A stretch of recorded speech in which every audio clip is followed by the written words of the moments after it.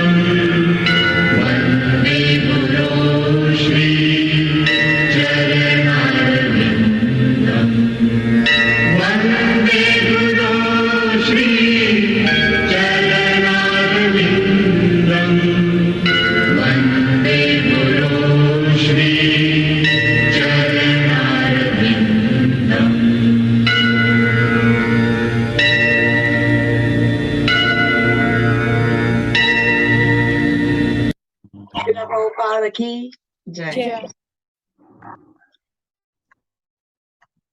So, in the previous class, Krishna explained knowledge, action, workers, intelligent, determination, and happiness. Each of these in the three modes of material nature. So we discussed that here in this section, we are talking, Krishna is revisiting the yoga ladder. And here when he spoke about work and the worker and the determinations to come, Nyana, Buddhi, etc., this entire thing, in this entire thing, he's on the karma section of the yoga ladder.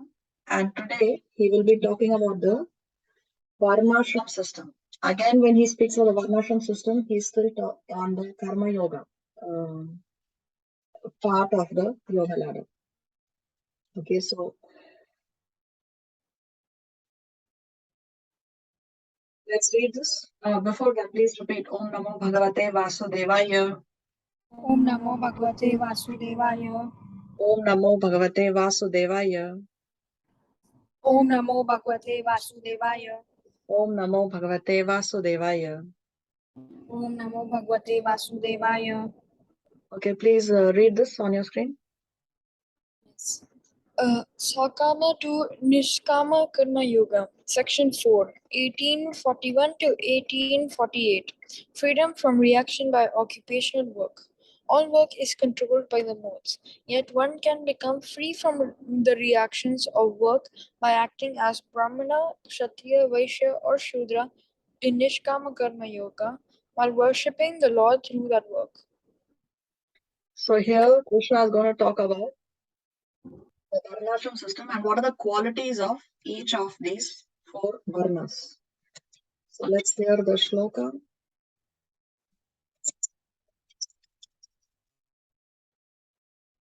I'm not able to.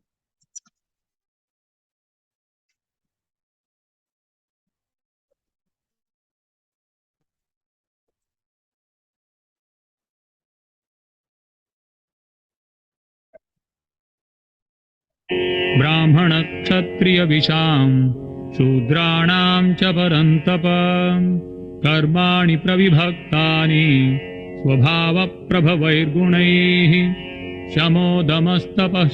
Sorry. Yeah, translation.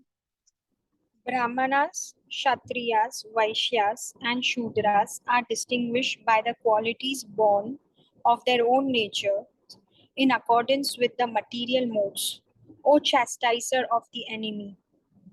So now Krishna is going to describe the qualities of Brahman, Kshatriya, Vaishya, and Shudra. And what Krishna is saying is they are distinguished by the qualities born of their own natures. So It means that those who have these qualities, which Krishna is going to describe, they are either Brahmana, Kshatriya, Vaishya, and Shudra. That is, depending on the qualities that they are born of, that determines their Varna. It's not that somebody is born in a Brahmin family or he is practicing some religiosity, therefore he has the qualities of a Brahmin. No. If one has those qualities of a Brahmin, then he is a Brahmin. See here, these are the four Varnas: Brahman, Kshatriya, Vaishya, Shudra. The Brahmanas are the heads of the society. The Shatriyas are the arms, Vaishyas are the stomach, and the Shudras are the legs of the society, as we have discussed and seen this in our previous classes. The Brahmanas, they accept charity, Kshatriyas impose taxes, the Vaishyas earn profits, and the Shudras receive a salary. Now, all these four, they do their work, and each one is dependent on the other for getting their work done. So, a Brahmana needs a Kshatriya, Vaishya, and Shudra. A Shudra needs a Vaishya, Kshatriya, and Brahmana. So, therefore, when each one of these four Varnas, they do their work, then the needs of the society are met. No, and there is a smooth working of the society. Then if any one of these persons is absent, whether one may be in India or whether one is in China or Japan or America, doesn't matter. But these four categories of people are definitely required for all the needs of everyone in the society to be met. So they are all important for the smooth working of the society. Now let us see what are the 9 qualities that Krishna is enlisting for a Brahman. शौचं शान्तिरार्जवमेव च ज्ञानं विज्ञानमास्तिक्यं ब्रह्मकर्मस्वभावजम्. Peacefulness, self-control, austerity, purity, tolerance, honesty, knowledge, wisdom, and religiousness. These are the natural qualities by which the Brahmanas work. So for a person to do the work that a Brahmana does, he must have these qualities that Krishna is enlisting. What is the first quality that he is enlisting? Sama, peacefulness. So Brahmanas are mentally at ease. Then he says Dhamma, self-control, which means they can control the urge of the senses. So Sama refers to mind control and Dhamma refers to sense control. Ideally, the best is what? That we should not allow the mind to wander. Now, if at all the mind wanders, at least we should not act on it. We should definitely not give in to the temptations of the mind. So, sense control. Now, living like this, controlling the mind and the senses is tapa, austerity, which is the third quality that Krishna is mentioning. Tapa or tapasya or austerity also means when we fast on Ekadasi, on festival days, days of appearance and disappearance of the spiritual master, the acharya, etc. All that is also tapa, tapasya, austerity. Then Krishna says, shaucham, cleanliness. Now, Brahmanas are both internally and externally clean. How do we maintain external cleanliness? By having a regular bath. A Brahmana takes bath at least thrice in a day. He takes bath in the morning, noon, and evening. And internally, how do we maintain cleanliness? Internally, we maintain cleanliness by chanting of the holy name. Srila Prabhupada said that our only request is that one should take to this chanting of the Hare Krishna mantra, because by this we don't lose anything, we only gain. It cleanses the heart. How can chanting cleanse the heart? If you see the Shikshastakam, now what are the Shikshastakam prayers? Shikshastakam prayers are the 8 stanzas, 8 verses that Sri Chaitanya Mahaprabhu wrote. Chaitanya Mahaprabhu is none other than Krishna himself. In fact, he's he's even more merciful than Krishna. The mood in which the Lord is here is even more merciful. And the only thing that he left in writing was 8 stanzas. Now, in those Shikshastakam prayers, he glorifies the holy name. And he speaks about how this Hare Krishna mantra can purify us. So let's read the translations of the first 2 paragraphs of this Shikshastakam prayers.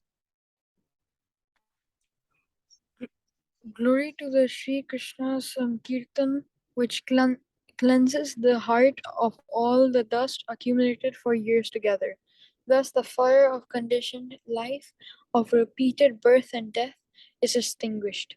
This Sankirtan movement is the prime benediction for humanity at large because it spreads the rays of benediction moon. It is the life of all transcendental knowledge. It increases the ocean of transcendental, and it helps to have a taste of the full nectar for which we are always anxious. Next Oh one. my, your holy name alone can render all benediction upon the living beings, and therefore you have hundreds and millions of names like Krishna, Govinda, etc. In these transcendental names, you have invested all your transcendental energies, and there is no hard or fast rule for chanting these holy names. O my Lord, you have so kindly made approach to you easy by your holy names, but unfortunate as I am, I have no attraction for them. So see how he, in just the 8 stanzas that he wrote, how he's glorifying the holy name. And he says that it cleanses the heart of all the dust accumulated for years together. So we have accumulated so many impurities in our heart, life after life after life, isn't it? So how are we going to clean the dust on the mirror of the heart? Is by chanting the holy name. And here we see Mahaprabhu saying that Tatra Pita Niyamita Smarane Na Kala. So there are no rules and regulations in Kali Yuga. There are no niyam, there are no rules and regulations in Kali Yuga for the chanting of the holy name. So it's that much more made easy for us in Kali Yuga. Okay, coming back to the qualities of a Brahman. So after Shaucham, then Krishna says Shanti, tolerance. So Brahmana usually doesn't raise any weapons, he doesn't fight wars. They just tolerate, even if they are insulted, if there is anybody attacking them personally, hurting them or using strong words, insulting them, then they don't usually retaliate. They don't raise weapons. They don't fight wars. Then Arjavam, honesty. So the Brahmanas, they speak the truth and they guide people towards the absolute truth, which is the Supreme Personality of Godhead. Then Nyana, Vijnana. So they have both knowledge and wisdom. Knowledge, one can have theoretical knowledge, Nyana, very nice. But then the Brahmanas also apply the knowledge. So application of the knowledge is Vijnana, and that is wisdom. It is wise to apply the knowledge. So the Brahmanas, they have Vedic knowledge and they also apply it. Then Ashtikyam, religiousness. It means that the Brahmanas have faith in the Shastra. They have faith in the principles of Vedic culture. Now, if you observe, Krishna doesn't mention bhakti here as one of the qualities of a Brahman. So Brahmanas, although they are religious, they are not necessarily bhaktas, devotees. They have faith in the principles of Vedic culture, they have faith in the Shastra, but they are not necessarily pure devotees. Not all Brahmanas are pure devotees. A Vaishnava is more elevated than a Brahmana because a Vaishnava is a bhakta. Vaishnava is a devotee of the Lord.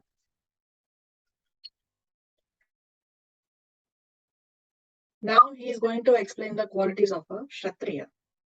शौर्यं तेजो धृतिर्दाक्ष्यं युद्धे चाप्यपलायनं दानमीश्वरभावश्च छात्रं कर्म स्वभावजम्. Heroism, power, determination, resourcefulness, courage in battle, generosity, and leadership are the natural qualities of work for the Kshatriyas. So here Krishna mentions 7 qualities of a Kshatriya. So what does he say? Shauryam. Shaurya means heroism. So they are brave and they are valiant. Teja, power. The Kshatriyas have formidable power. Then he says Dhriti, determination. Now, of course, all Varnas, there is determination is required, but it's even more required for a Kshatriya because a Kshatriya just doesn't do things. The Kshatriyas, they get things done. They are the movers and the shakers of the society. They are the ones who are in charge. They are the administrators of the society. So they have to get the things done. So therefore, they require a lot of determination. Then Dakshyam, resourcefulness. So they are experts. They are skilled in getting things done.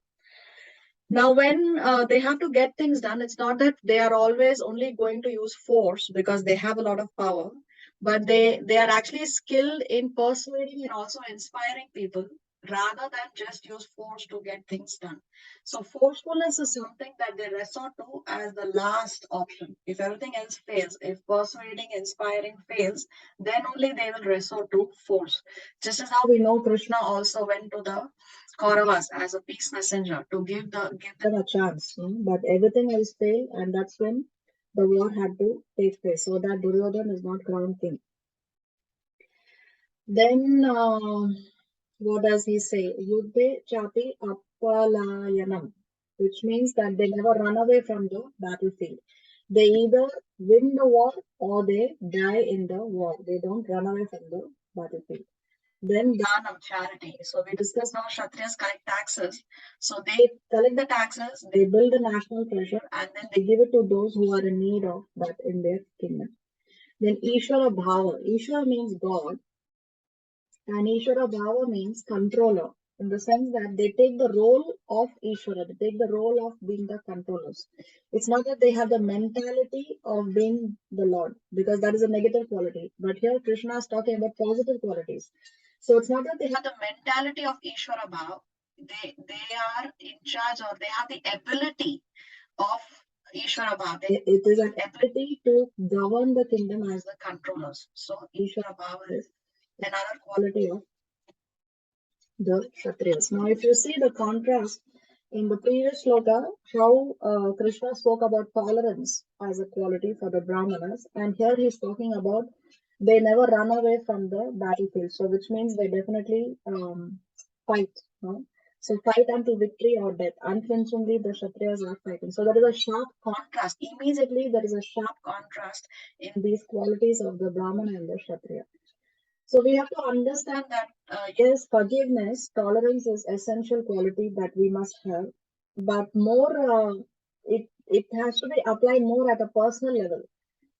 We have to forgive the minor offenses that others commit to us, as we are all prone to make mistakes. But we cannot have forgiveness as the default state policy. Imagine if the government of the land says, of the country says that, okay, our policy is that we are going to forgive anybody who commits an offense in the country. What is going to happen? If there is going to be no punishment, if everybody is forgiven, then the crime rate is going to skyrocket, no? And there will be the law and order situation will completely collapse. So we can have forgiveness as a quality that can be practiced at a personal level, but it cannot be the default state policy. So now Arjuna, if you remember in the first chapter, Arjuna spoke about how he is ready to leave the battlefield and go to the forest. Now we have to understand that Arjuna is a Shatriya, and therefore, if Arjuna runs away from I mean not run away, but if he forgives the Kauravas and he leaves the battlefield, he doesn't fight the war, then Duryodhana is going to be crowned king, and then there is going to be complete chaos. No, the law and order situation is going to completely, because he is adharmic, and so dharma. How many people are going to be practicing dharma in his kingdom? So therefore, Arjuna cannot allow this to happen. Therefore, he cannot allow, it will be complete, he cannot allow this disaster that of allowing Duryodhana to be crowned king. So there was an error of judgment on Arjuna's part to choose forgiveness over fighting in this war.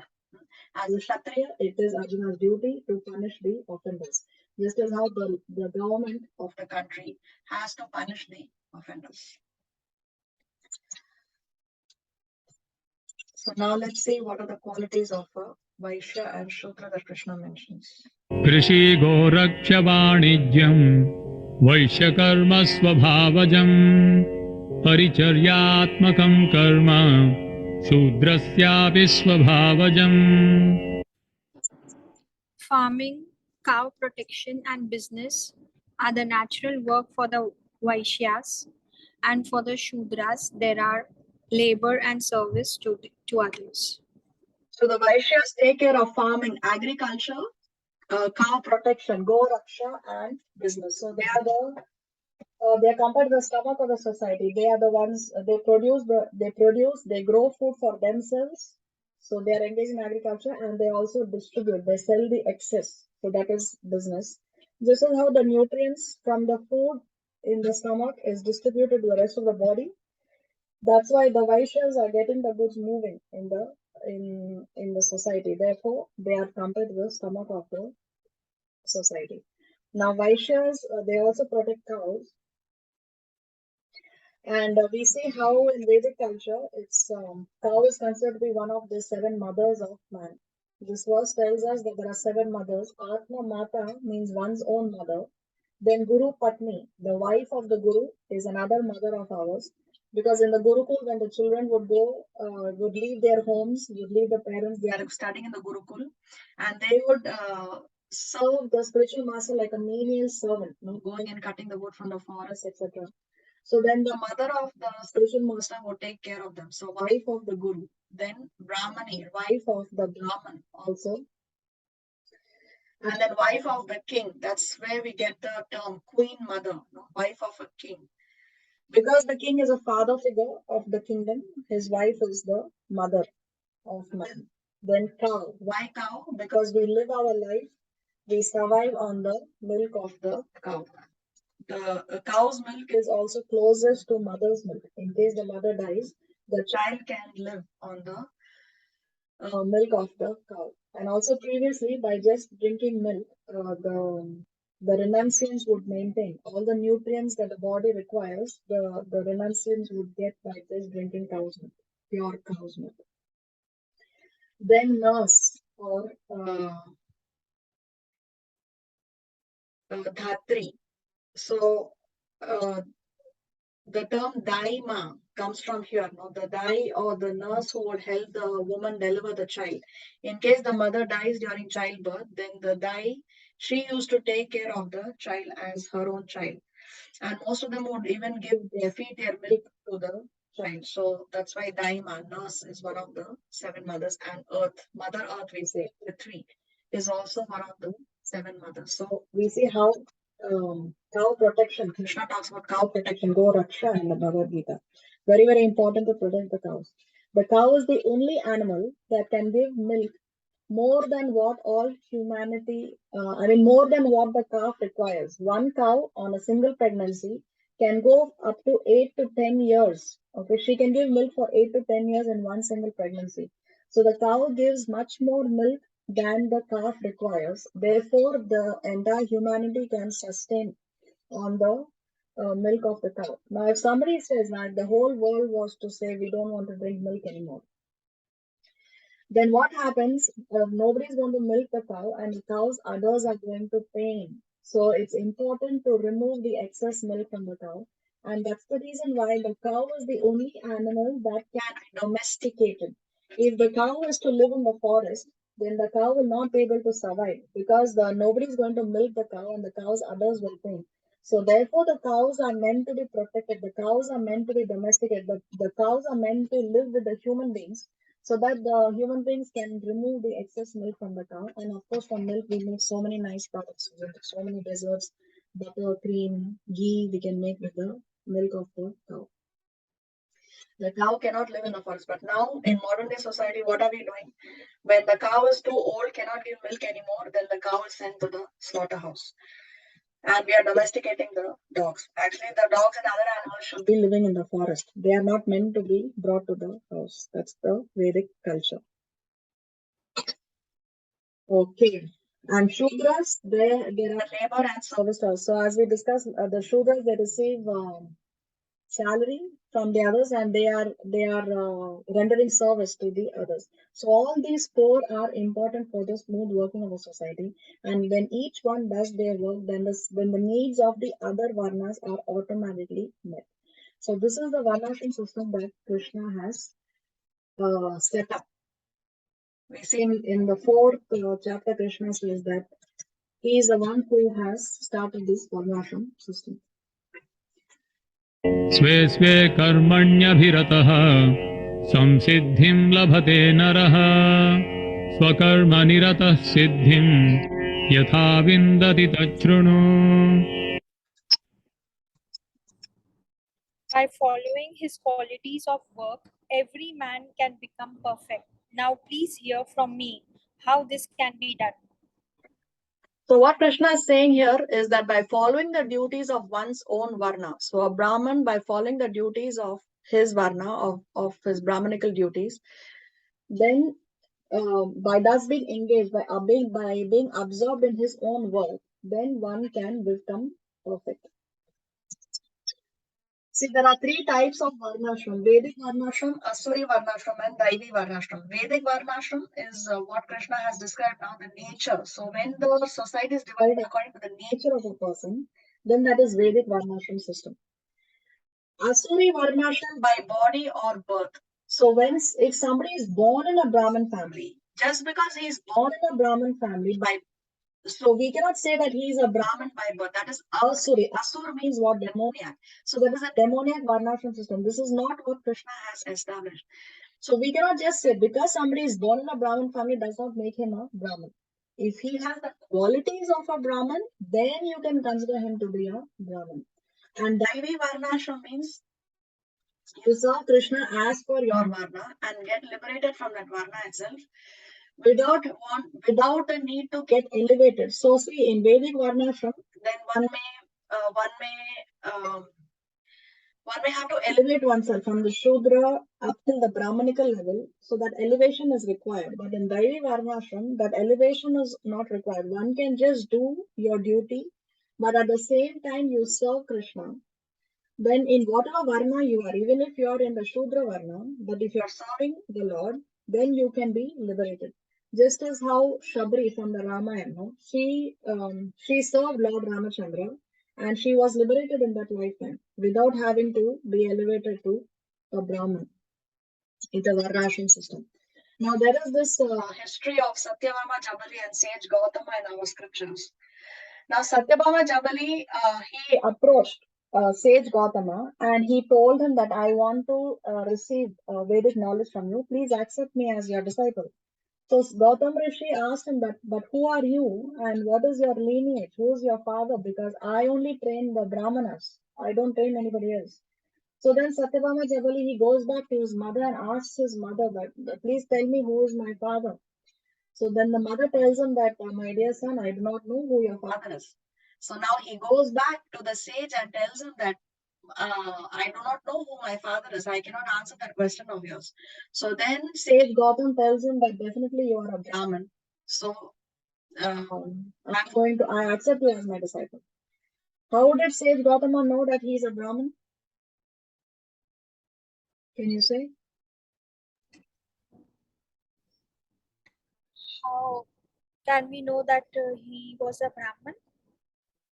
Yes. How did he know that he is a Brahmin when he doesn't know who's his father? Yeah. Because of his qualities. Which quality? All that we mentioned in one in the 4.8 verse 4.18. Yeah, so one of those qualities is that they are honest. Truthfulness we saw, no?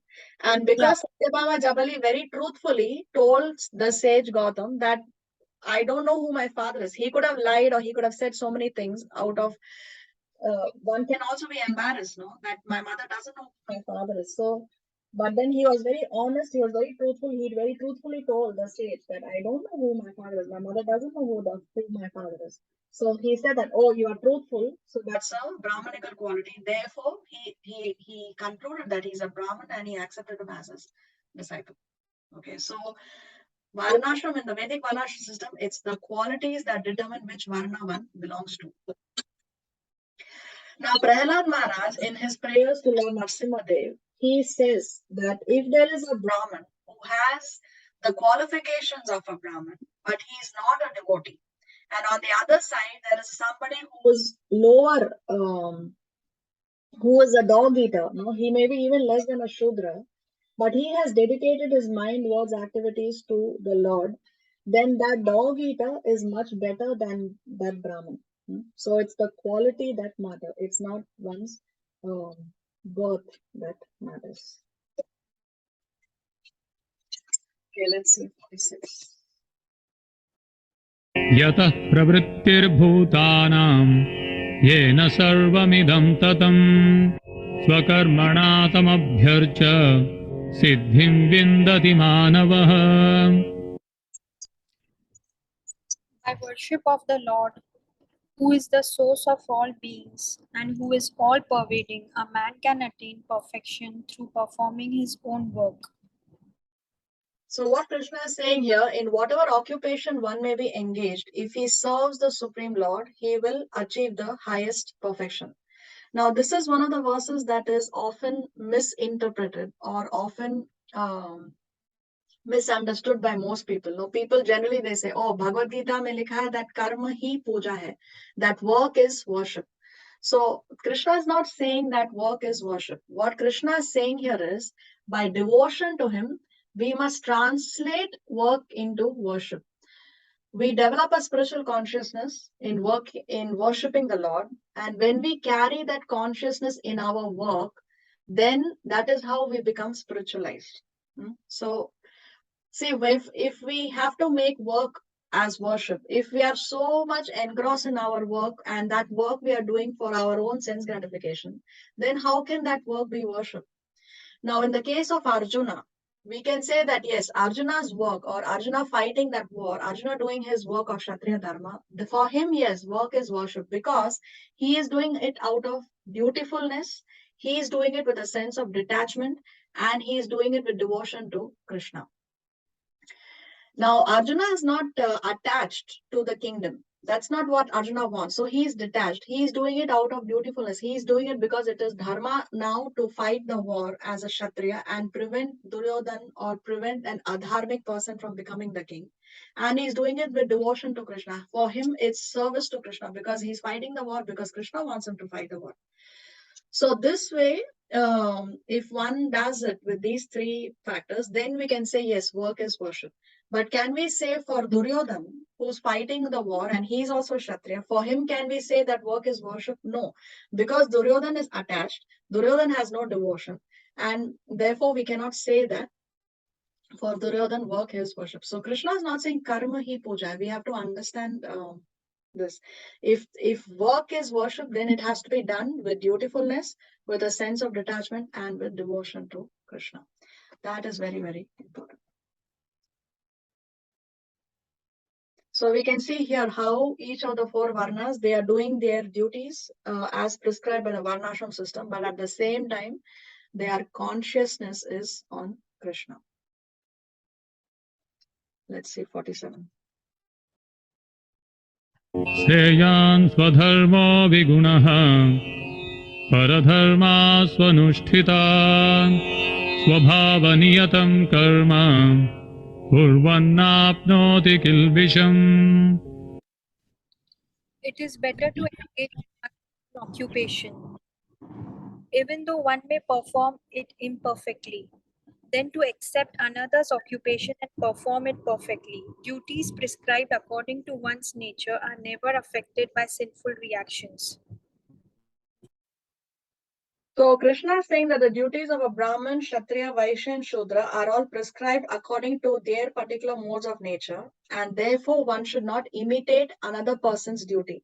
He is saying that it is better to accept another's.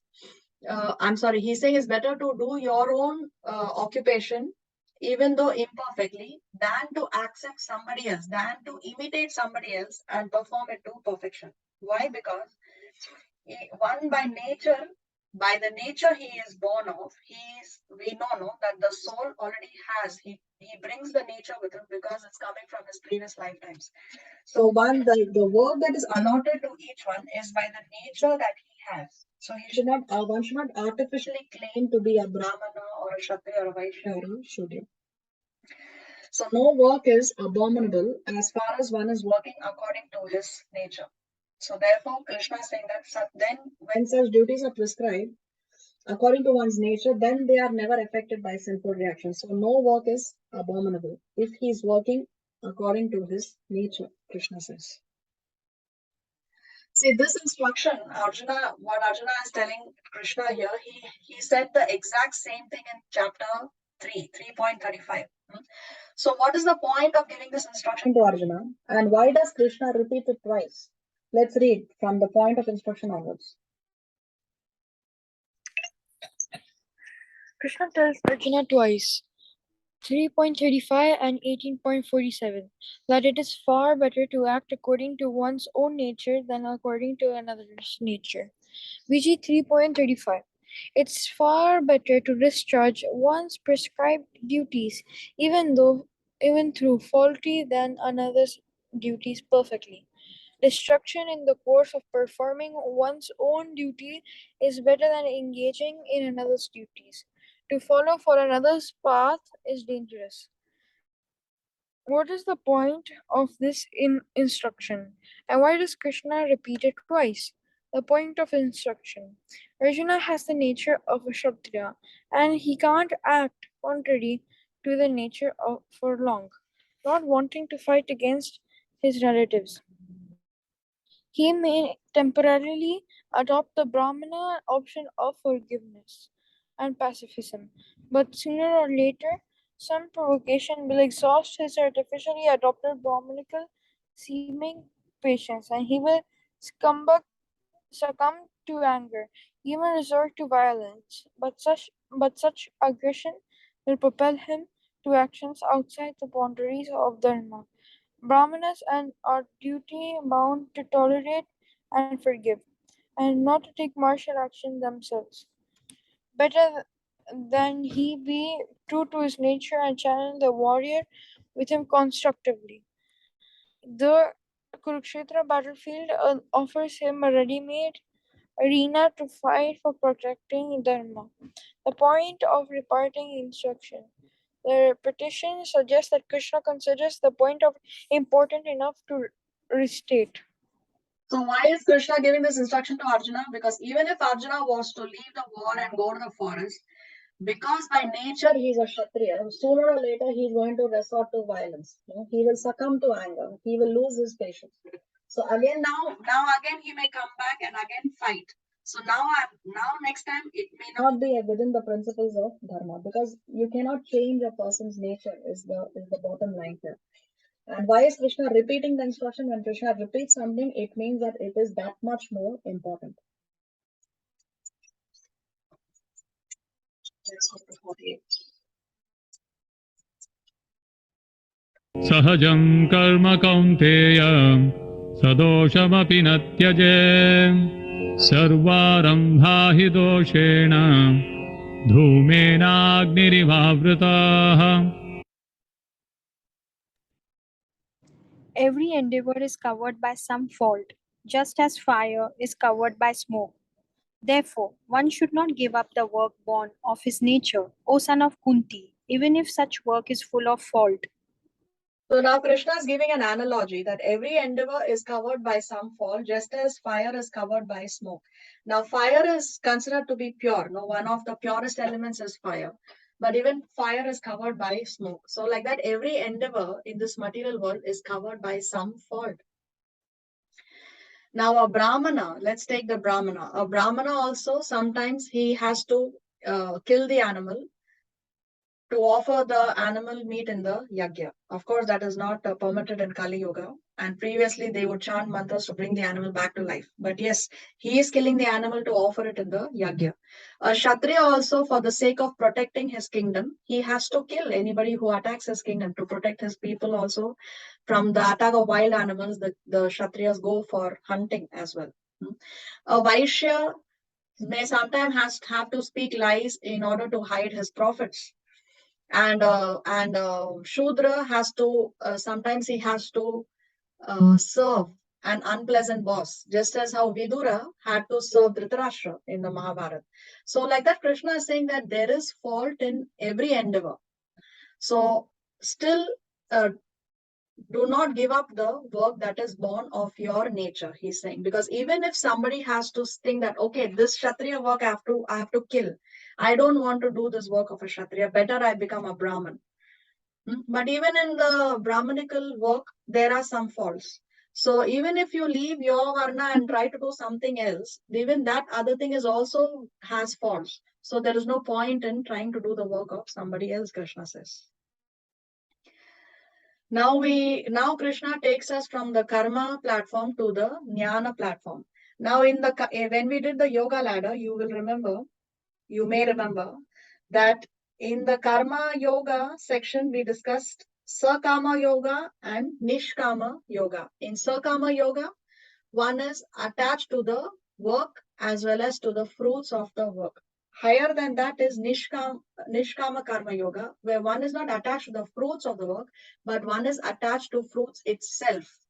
Then higher than that on the yoga ladder was Nyana Yoga. In Nyana Yoga, one gives up work also. So there is no attachment to the results of one's work, and there is no work itself, because a Nyana Yogi leaves house and he goes to the forest. He is renounced.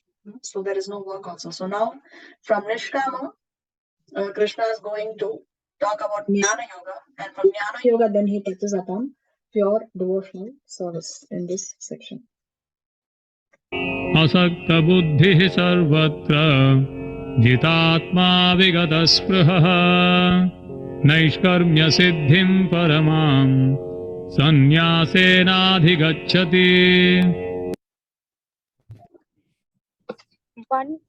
One who is self-controlled and unattached and who disregards all material enjoyments can obtain, by practice of renunciation, the highest perfect stage of freedom from reaction.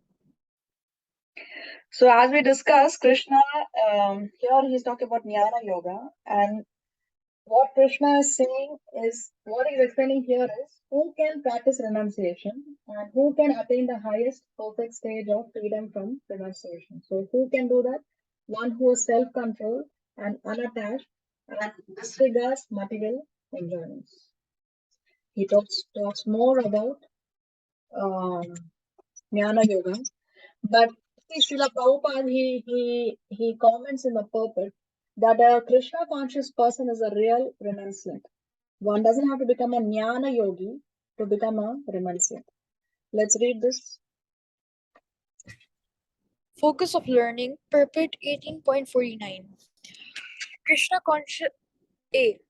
Krishna conscious person is a real renunciant, sannyasi. Real renunciation means to think oneself part and parcel of the Supreme Lord. Therefore, one has no rights to enjoy the results of his work. Results must be enjoyed by the Supreme Lord.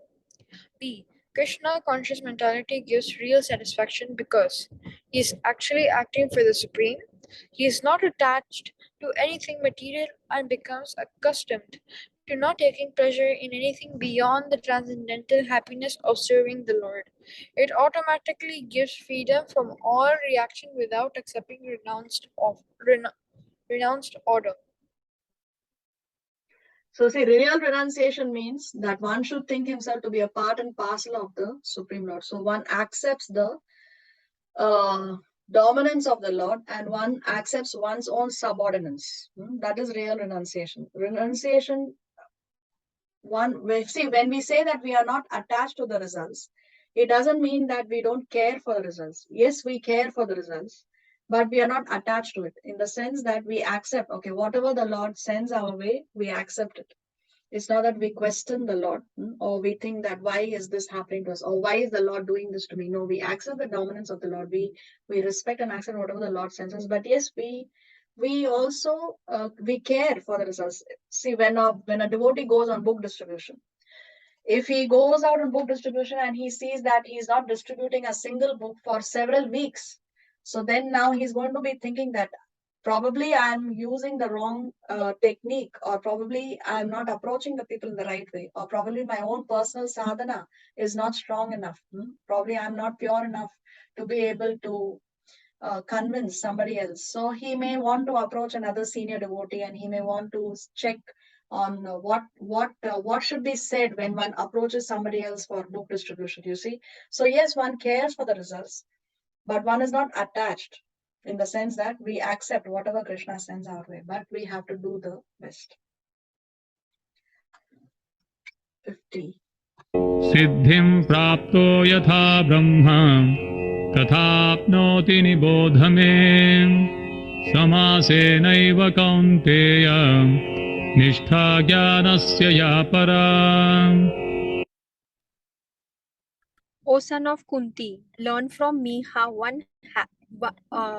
O son of Kunti, learn from me how one who has achieved This perfection can attain to the supreme perfectional stage, Brahman, the stage of highest knowledge, by acting in the way I shall now summarize. So now Krishna is going to explain how one can attain Brahman, how one can attain the supreme perfectional stage, Krishna says. So here he is going to explain the process of how a yogi leaves home and he fixes up his mind and he finds a secluded place, he eats little, he controls. So the entire process now Krishna is going to explain in the next 3 verses. Being purified by बुद्ध्या युक्तो धृत्यात्मानं नियम्य च शब्दादीन् विषयान् त्यक्त्वा रागद्वेषौ व्युदस्य च विविक्तसेवी लग्भाषी यतवाक्कायमानसः ध्यानयोगपरो नित्यं वैराग्यं समुपाश्रितः अहङ्कारं बलं दर्पं कामं क्रोधं परिग्रहं विमुच्य निर्ममः शान्तो ब्रह्मभूयाय कल्पते.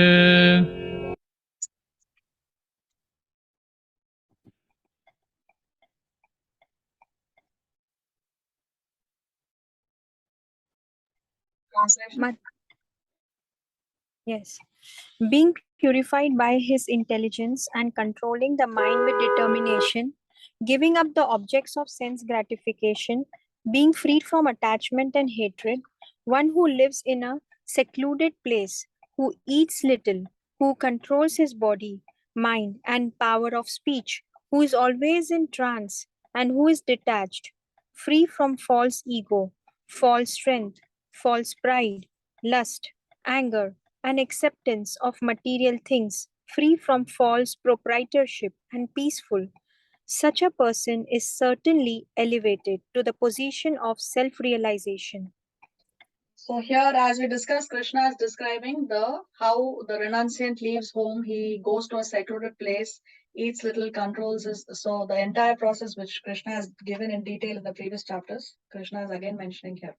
Now, from Nyana, in the next verse, Krishna is going to talk about how Nyana leads to bhakti. ब्रह्मभूतः प्रसन्नात्मा न शोचति न काङ्क्षति समः सर्वेषु भूतेषु मद्भक्तिं लभते पराम्.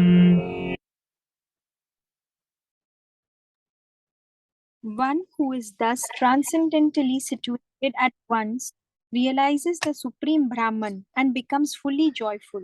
He never laments or desires to have anything. He is equally disposed toward every living entity. In that state, he attains pure devotional service unto me.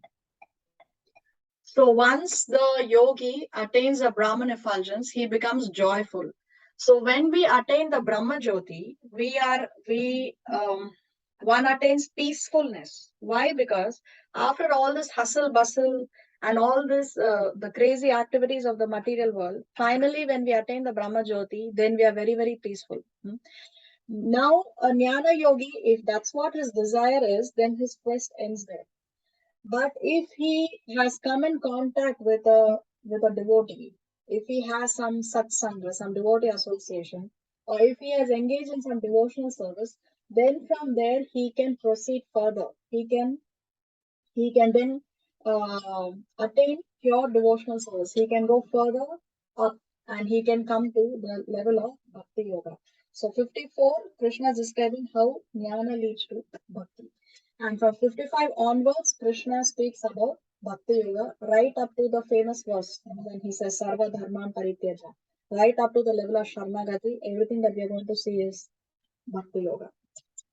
भक्त्या मामभिजानाति यावान्यश्चास्मि तत्त्वतः ततो मां तत्त्वतो ज्ञात्वा विशते तदनन्तरम्.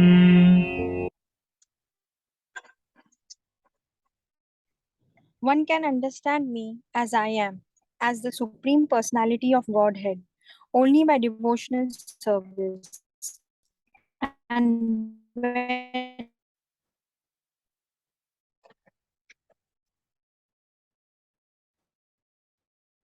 Mehak, we lost you. Okay, I'll read the translation. I think we lost Mehak. She got disconnected. So when one can understand me as I am, as the Supreme Personality of Godhead, only by devotional service, and when one is in full conscious of me by such devotion, he can enter into the kingdom of God. So here Krishna is saying, Bhaktya Mam Abhijanati. One can understand me as I am only by devotional service. So two important points here. Bhakti is the only way. And to whom do we have to understand? Whom do we have to know? Krishna. Because Krishna is saying Bhaktya Mam. Mam means me. Abhijanati, you can know me. Most of the people know, they ask, oh, why does ISKCON focus only on Bhakti Yoga? There are so many other paths that Krishna talks about. Krishna talks about Nyana Yoga, Dhyana Yoga. Krishna talks about other karma yoga as well. But why does ISKCON only focus on Bhakti Yoga? And also they say, why do you only talk about Krishna? Why Krishna consciousness? Why only Krishna?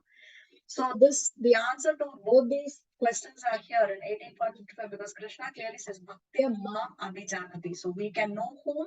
We can know Krishna. And what is the only way? Krishna says, by bhakti, by devotional service. Okay, so we'll end here. We'll continue in the next class. Srila Prabhupada ki jai. Srimad Bhagavad Gita ki jai.